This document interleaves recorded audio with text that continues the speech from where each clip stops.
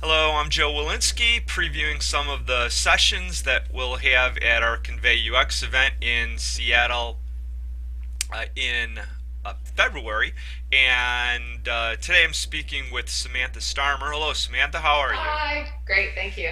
Where are you speaking to us from today? Chicago, Illinois, where it's maybe about 9 degrees. I, I saw the steam on the Monday Night Football last night.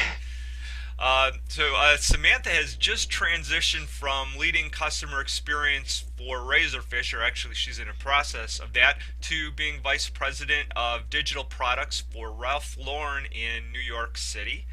Samantha has also taught graduate level courses at the University of Washington and Kent State University.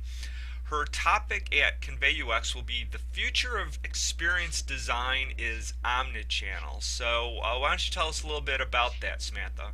Great. Yeah, I've been really fortunate over the length of my career to, do a lot of work in user experience and information architecture and design. And it was for many years very specific to websites. Started my early days at Amazon and kind of grew my career from there. And when I went to REI, the Outdoor Gear and Apparel Co-op, back in, I guess this would be 2005, uh, I realized that designing just for a website was not enough.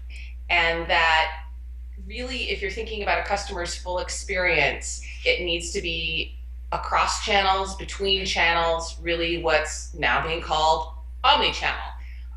It's a term that I have to say I didn't like for a very long time, but it has become, particularly in the last year or two, the term used for designing experiences across mediums. Most often, when people use the term, they're thinking of websites and mobile devices, and the experiences across digital. But I also think the full customer experience happens outside of the screen. It happens when you're talking to somebody. It happens in a retail experience. It happens when you walk into a store or you walk by a store. And so the future of true holistic customer experience really needs to include the experiences across all of these channels, across all devices, across digital and physical. With the work that you've been doing with omnichannel, are there any certain skill sets that you've had to hone with respect to that, and or Yeah.